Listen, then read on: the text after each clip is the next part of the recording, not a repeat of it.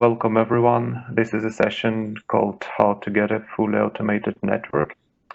And our presenter today is Guy Neer. Welcome, Guy. Thank you very much, Dennis. Excited to be here for 2020. My name is Guy Neer. I'm a product manager at the NSO business unit. And today I'll talk to you about network automation delivery model. Now, 2 years ago at the 2018 Developer Days, a very smart guy in the audience said, "We understand that you know more than you share. Can you please tell us what you think we should do?" Now, we took that feedback and we thought, okay, how can we help our customers implement NSO in their organization? So we came up with a Cisco Network Automation Delivery Model, NADEAM in short, as a direct response to what customers ask about how to use and implement NSO in their companies. So again, my name is Guy Neer. I'm based here in San Jose, California, within the NSO business unit. First time in the office for a while. My background is business development before coming to Cisco and 12 years in the military. And today my focus is to increase the success of your automation projects. So we'll start with an introduction to NADEAM, and then we'll go to two reflections, and we'll end up with a call to action. Let's start with the Cisco Network Automation Delivery Model. So as you can see, the NADEAM is consisted of two major pillars. The first one on the left in blue is getting started, and that could be broken down into three subcategories. Define, demonstrate, and deploy. Where define, you can define a minimum viable use case, then you demonstrate it, let's say in your lab, then you deploy it out to your network. And then when you move to the next pillar, build your automation practice, that's when you start to expand the knowledge that you've created in the first pillar. You start creating more and more use cases, you operationalize them, and then eventually you hit the ground running when you have an automation powerhouse.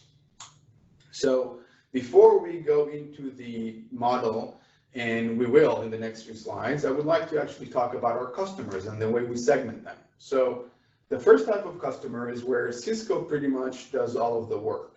The customer asks for Cisco to integrate a specific number of use cases, and we will happily do that. The second type of customer is where Cisco and the customer together implement the use cases. And the third is where the customer gets NSO and starts implementing use cases on their own. Now, I always like to use metaphors, so maybe you can relate to this analogy of cooking, and if not, maybe you can relate to just eating in general. So the first type of customer, you can look at it as the Cisco restaurant, where the customer goes into our restaurant and orders whatever he wants from the menu, but it is our chefs in the kitchen.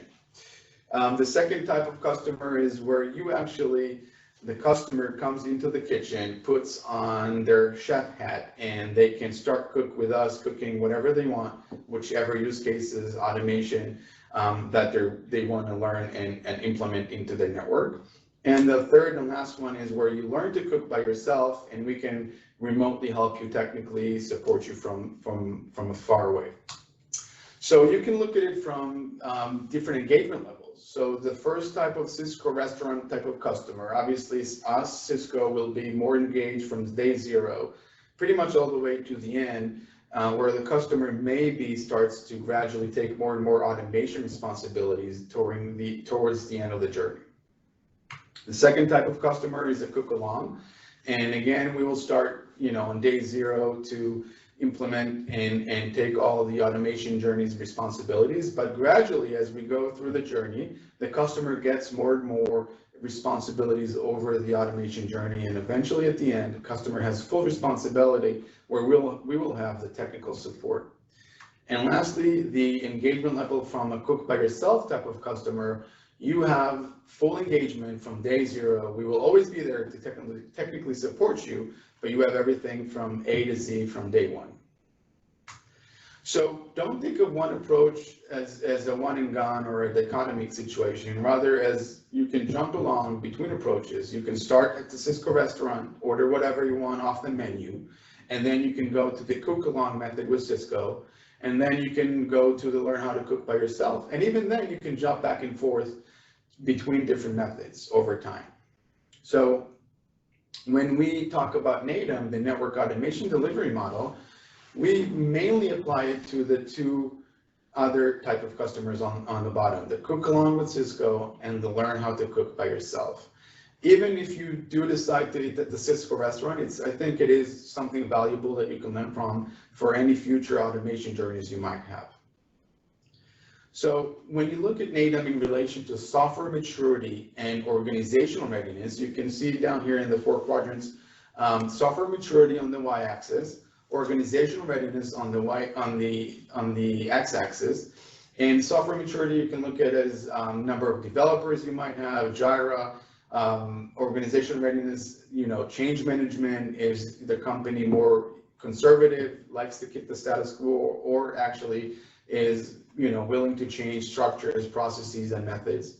So if your company is low in both, that's where NADEAM helps the most.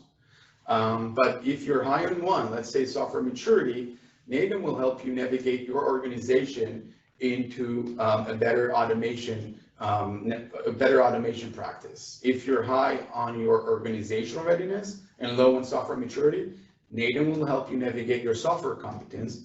And even if you're high on both, NADEAM could be a good reference for you to see where you are, learn from best practices, and maybe improve some different aspects and components of your network automation journey. So when we talk about NADEAM, that is for automation teams. Your team could be a team that is just about to begin their network automation journey or just recently begun. And we talk about roles. The 6 main roles we usually talk about are network engineer, software developer, automation director, program manager, project lead, and technical lead. So let's go back to the first slide for a second, and going back to our first, to the 2 main pillars, getting started and build automation practice. Now you can look at it from a very time chronological perspective. You define a use case, demonstrate it in the lab, deploy it, expand, and so forth, as you can see here on the time axis. But another way to look at it is the topic perspective, and the topics perspective doesn't contradict the chronological perspective. It actually 2 together intertwine. So you can see that the first 7 aspects here on the slide are more around people and organizations, where roles, KPIs, stakeholders management, and the last 5 are more around technology, where you define a use case, deploy, CI/CD, testing, and demo. So what I want you to take away from this is, remember that all of these topics, these aspects, are not tied to one specific time in your automation journey, but rather are relevant all across the journey along the 2 pillars that we discussed, whether you're starting or whether you're hitting the ground and running. So let's go in high-level focus per phase. So when we said you're getting started, that's where you start to build your capability and learn from the first deployment. You form an automation core team, an ACT, and let them define and decide the initial scope. Then you show people how it works and make sure that stakeholders see the demo. That sounds very intuitive, but you'd be surprised how many times you've seen the wrong people attend those demos or the right people not attending those demos. And then you go out and deploy. You focus on deploying at least 1 minimum and viable use case. And that is crucial because that's the first time you have a tangible outcome to present to the company. Then when you feel comfortable enough, you have an automation mindset, which is now part of the organizational DNA. And that is a crucial tip point. Once automation is part of the organizational DNA, you can expand, take what you learned and expand it in a structured way. You can establish new processes and ways of working, and eventually you integrate network automation into the organization. So learnings from the first use case come in hand when additional use cases get deployed. So remember the first pillar of getting started phase, define, demonstrate, and deploy. That cycle, that vicious cycle, if you will, never ends. So you go from the first use case, you do the same 3 layers of defining a use case, then the second use case, and so on. And of course, as you go on, this comes in much more faster and much more seamlessly. And eventually when you run, it almost happens automatically, but you still have to go through the same 3 steps and phases. So you're asking yourself, what's the value that you might be getting from, starting your automation journey? Even if you might see the value at the end, you're thinking it might be too long, or maybe there's no value to be created from day one. But actually, even when you just start, there's general automation knowledge being increased across the organization. And then when you demonstrate there's stakeholders awareness being created, there's mind shifting towards automation begins, there's an increased organizational readiness for automation. And then when you deploy, there's positive momentum being built. And again, it's the first small MVP use case in production. And that again is very crucial, because that's the first point or the first time in your journey that you have something tangible to show other stakeholders, executive leadership, and the sponsorship teams. When you go into your build automation practice, you can decrease time to launch new services. You increase capability for automating more sophisticated MVPs. You are predictable and repeated success at scale. You now have automation mindset, which is part of the organizational DNA, which we discussed. And eventually you have continuous return on the investment once you have an automation powerhouse set in place. So you can see how the value correlates with your specific automation journey phase you're in. Even though the first significant value comes out when you have your first use case automated, but there's value being created from day one. And of course, once you start your build automation practice, your value almost grows exponentially. So remember, start small and incrementally learn, deliver value, and grow. And what I like to take from this introduction to NADEAM, what I'd like you to take, is number one, NADEAM guides our customers in how to begin or continue their network automation journey. NADEAM has a built-in pedagogical logic of start small and incrementally learn, deliver value, and grow. And lastly, NADEAM educates in both technical and non-technical domains. So we went through the introduction of NADEAM. We will now go into 2 reflections, and we'll end with a call to action. Excuse me. So the power of an early win.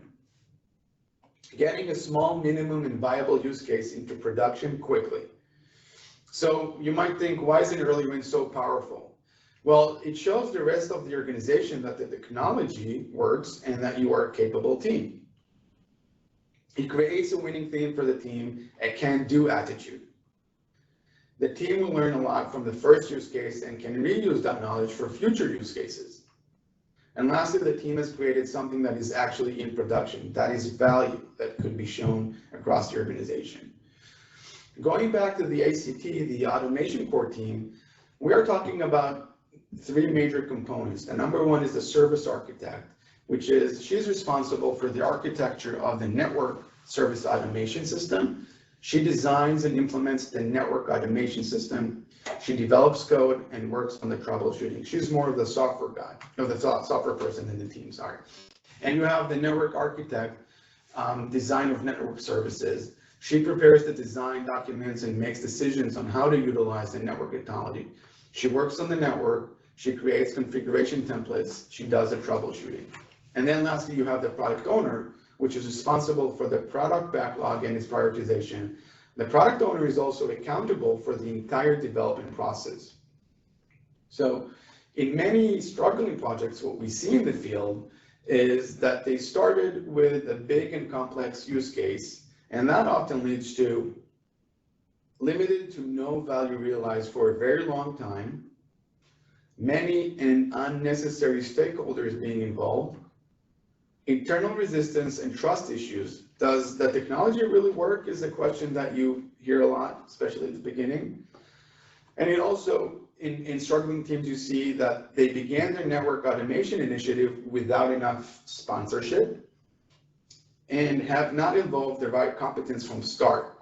And by the way, I'm going to talk about not enough sponsorship. This could be both from a budget perspective, but also from a leadership perspective. Both are very crucial.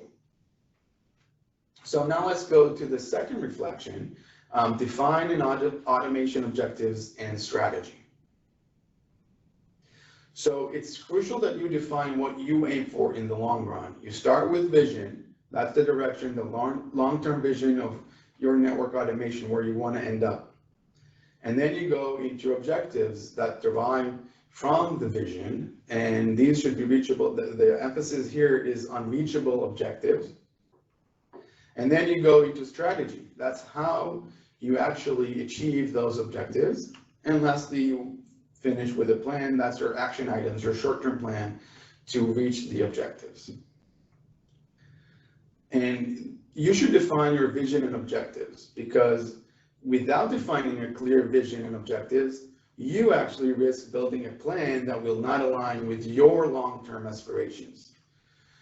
By having a well-defined and well-understood goals for your own automation journey, you help us better understand what winning looks like for you.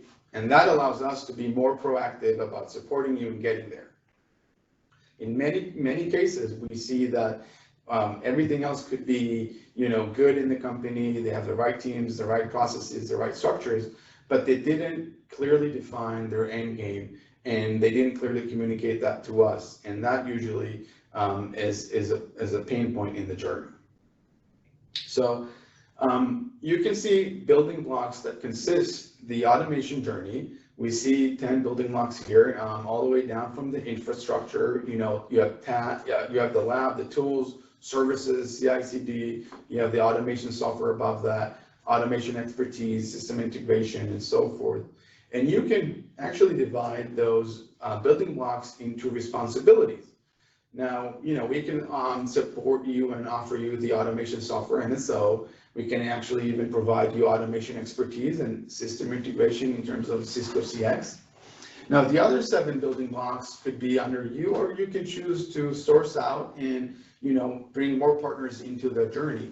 But it's crucial to remember that these are building blocks, and they consist, part of a big building. Now, it's not enough to be successful in each individual component here. It's actually crucial to have successful composed story of those building blocks into one building. So that's why it's crucial to have an orchestration method, an automation director, who sets the vision, objective, strategy, and plan, to have the executive sponsorship, and to have the right organizational and transformation support. Because it's not enough to be successful in each and every component here. You want to have a composed, well-defined story of your automation journey. So key learning objectives here. The first one is let a small team with software and network competence choose a minimum and viable use case and get it into production quickly. Define your automation aspirations and align these with the applicable delivery approach. And lastly, clarify roles and responsibilities for you and for your partner in the automation journey. So again, we went through the introduction to NADEAM. We just finished the 2 reflections, 2 takeaways, and now I would like to end with a call to action. And when you want to start your NSO automation journey, use this 3-step approach to increase your success rate. You start by understanding your own objectives and strategy. I bring you back to what we discussed earlier. What type of customer do you want to be? You want to eat at the Cisco restaurant? Do you want to cook along with Cisco? Or do you want to cook by yourself? And again, these are not one and gone. You can actually jump back and forth between these types of customers. Then you clarify responsibilities, between us and you or any other partners that you might have. And lastly, use NADEAM as a guide to take you, as a North Star in the automation journey, so you never lose sight. You remember where you are in the journey. Sometimes it takes, quite long to reach, the first use case into production, but it's good to have that navigation map along the way. I want you to know that NADEAM is live on DevNet. Let me take you quickly to a quick tour. It's free, and you can see, it's more granular than the high level we went through just now. You have some reading guidelines to how to approach the NADEAM. You have the different phases and steps we just discussed. If you go into topics, let's say KPIs as an example, you can see examples for technical KPIs. Let's say the number of transactions in the automation system, number of events in the automation system and so forth, and why, how to measure. You can also go to non-technical KPIs, more on the business side, time saved on port configuration, time to launch your services. So you have everything over here. You can go to CI/CD, demo, and so forth. And at this point, I would like to open up the floor for questions and feedback. But before we do, if you can please go into your app and respond to the 2 survey questions, which I'm not actually able to see right now. But maybe, Dennis, do you know if you can pull that up? No, unfortunately, I don't think I have any control over the polls here. Okay, so maybe we can start with questions. And at this point, I would like to introduce you quickly to 2 of my colleagues. Demetrius is a technical marketing engineer in the NSO business unit, and Asim, another product manager, to help me answer any questions you might have.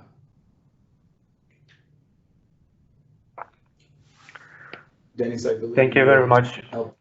Thank you very much for the presentation, Guy. So some questions that I have here is one question: can you please provide an example for an MVP use case?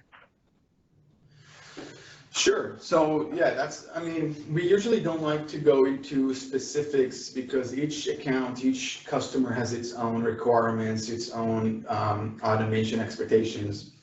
Some customers are service providers, others are more on the enterprise side.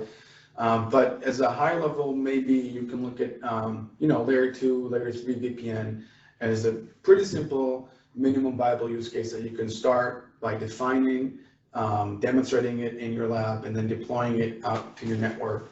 And then once you have that executive sponsorship and people are start seeing and having a more of automation journey DNA in the organization, you can go into the next step. Do you have any other questions? Thank you, Guy.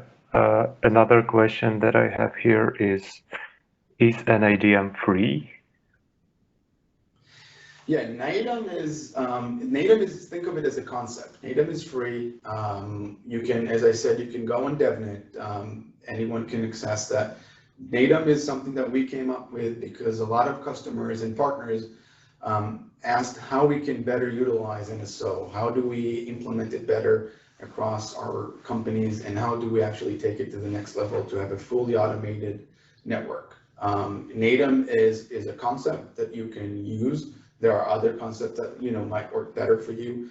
And whenever you want more support, more help, whether it's on the technical side or non-technical, we are always here for you, us and the CX and any other Cisco business unit that you might need.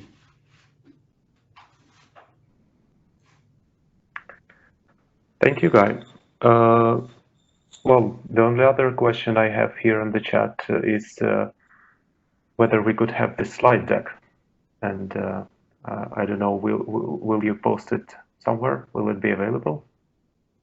So thank you for the question. I think, first of all, feel free to reach out to the NSO business unit, me or any other colleague of mine.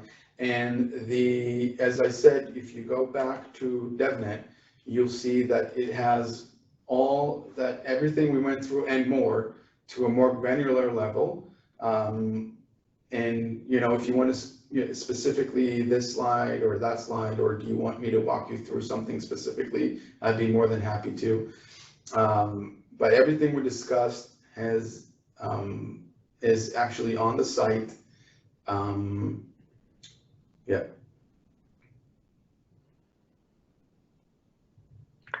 A few other questions appeared in the Q&A session. One question: do we have API integration with the NADM? So, Asim, if you want to jump in, but NADEM again is more of a concept. Are they asking if there's a NED for NADEM? It would be good if you can clarify the question. I didn't get that either. So basically, NEDs, as some of you might know, are network drivers that we can actually use for multi-vendor and across-domain deployments of NSO, with different, again, different vendors, different devices. NADEAM itself is a concept to help you take your company, your organization to a fully automated network. So it's not specific to one type of device or one type of domain. It's actually helping you transform your entire cross-domain deployments to be more automated. Thank you, guys. Demetrius, can you hear me? I hear you. Yeah, Sam and Demetrius, if you want to add on, feel free to jump on. I think we pretty much answered that question. Cool. And the question we have on the Q&A session: would you consider BSS integration as part of the small initial use case? Developer resources are hard to come by in our organization. Would it make sense to start without BSS integration, and how would such an implementation look like?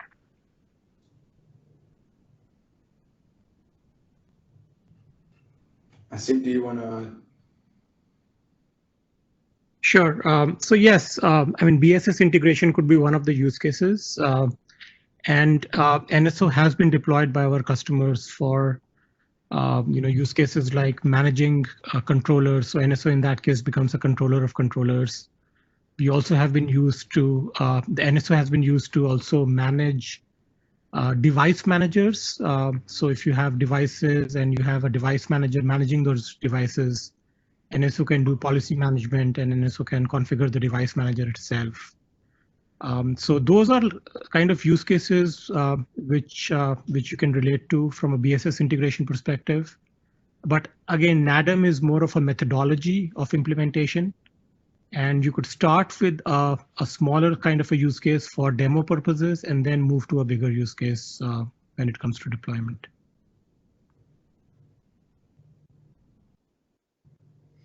Yeah, that's a great answer. I think, again, to emphasize and stress out how important it is to start from a minimum viable use case, because again, many times we see that customers, aim maybe try to achieve more than they can consume at the beginning, and they end up not doing a lot.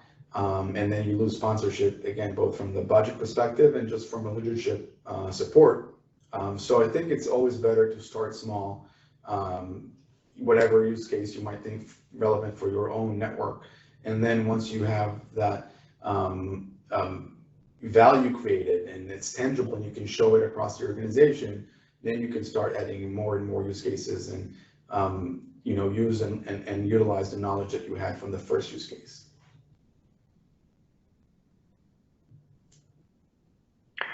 Thank you for the answer, Asim and Guy. There's another question on the chat. How practical is network as code? Are there any deployment references or NAC in service provider MPLS transport network? Asim, do you want to try to tackle that one? Sure.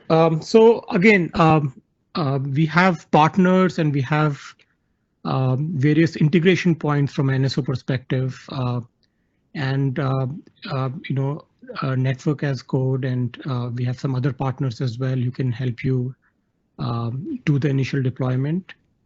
But again, it depends on the use case and how you're trying to deploy, what's the methodology you're trying to follow, which NADEAM kind of talks about. So I want to use this as a segue. Going back to this slide, you can choose what you want to source out and which partners you want to use for which different component. But it's crucial to remember that, you got to compose those components to a well-oiled machine. So if you source out too many of those components to do too many partners, you might lose sight of the big picture. And of course, we'll be happy to help you with the automation software, the automation expertise, the system integration. But many of these components should be at least led by you even if you do decide to source them out.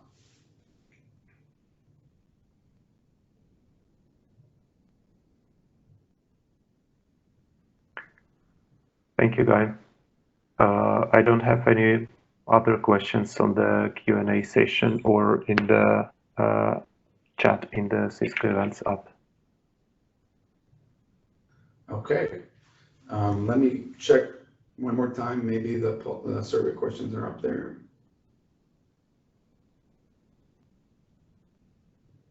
No, unfortunately, they're not. Right, another question appeared. Yes. Are there any deployments of CI/CD for automation projects, especially for MPLS transport network?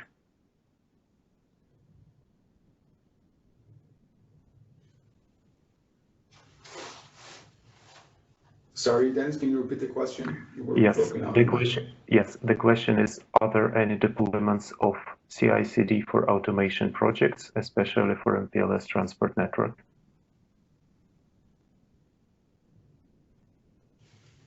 Did you hear the question, Guy? Yeah, so Yes. I can take that one. So yes, we have multiple customers using NSO for CI/CD kind of deployment, especially for MPLS. Actually, like Guy mentioned earlier, L2, L3 VPN are some of the key use cases which our customers are using NSO for deployment, and that of course has MPLS in its core. But NSO also integrates very well with other tools like Jenkins and Ansible and workflow managers and also controllers, of course.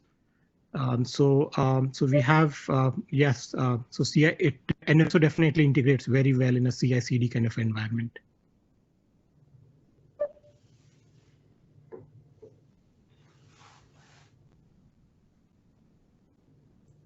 Thank you, Steve.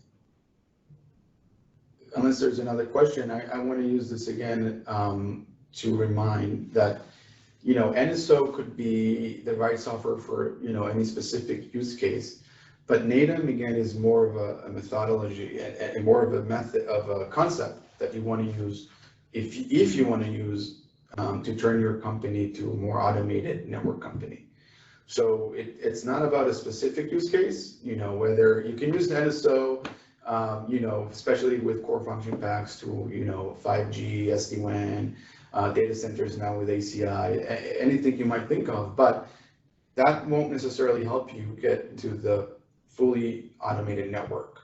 And you can look at it from vice versa, where you can have a fully automated network without using specifically NSO for specific use cases. So what I'm trying to say is please make a distinction between the use cases of NSO and the fact that you want to automate your network.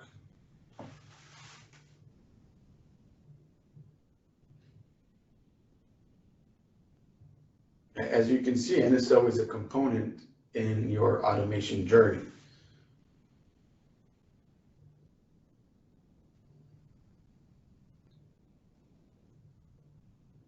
Dennis, did you hear me, guys? Yes, we could hear you well. Thank you, Guy. Cool. Do we have any further questions on the chat? Right. There is one question, not maybe directly related to NADEM, but let's see if you can comment on it. Is there a good place to find details on nets such as VMware, vSphere, or a third party? Yeah, we have all the nets laid out. Yes, Asim, go ahead. Yeah, so we have, of course, the support for the nets, which I mentioned here, VMware, vSphere, and we have almost close to about 100 third-party nets supported in production today. Also, if you want details with respect to what platforms are supported and what nets are supported, there's a web page which we can point you to. And also DevNet has a lot of details on the nets which we support today.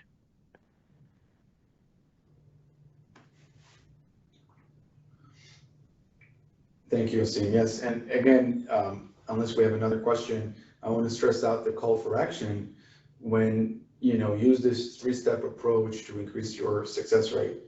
within NSO implementations. Understand your objectives and strategy. Understand yourself, which type of customer you want to be of the three. Then you should clarify responsibilities between yourself and us or any other partner that you might have. And lastly, use NADEAM as a guide. Again, that's where I want to stress out. NADEAM is more of a guide to navigate the automation journey, where NSO is a component of NADEAM to automate specific use cases.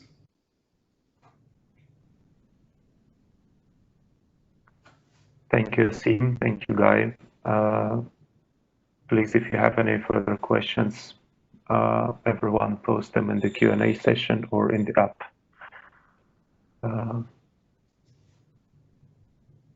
I don't have any more questions right now.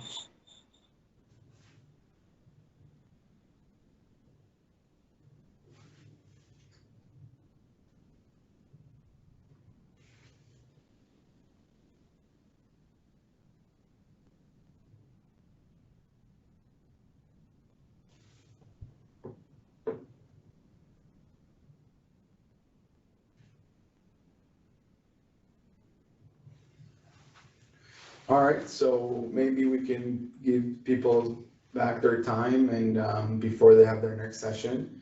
I want to thank everyone, especially Asim, Dimitris, and Dennis, and all of you that you attended our session, and have fun during the rest of Developer Days 2020. And hopefully next year we can do this physically face-to-face. Thank you very, very much. And feel free to reach out with any questions you might have. Thank you very much for the interesting presentation, Guy. Thank you. Thanks.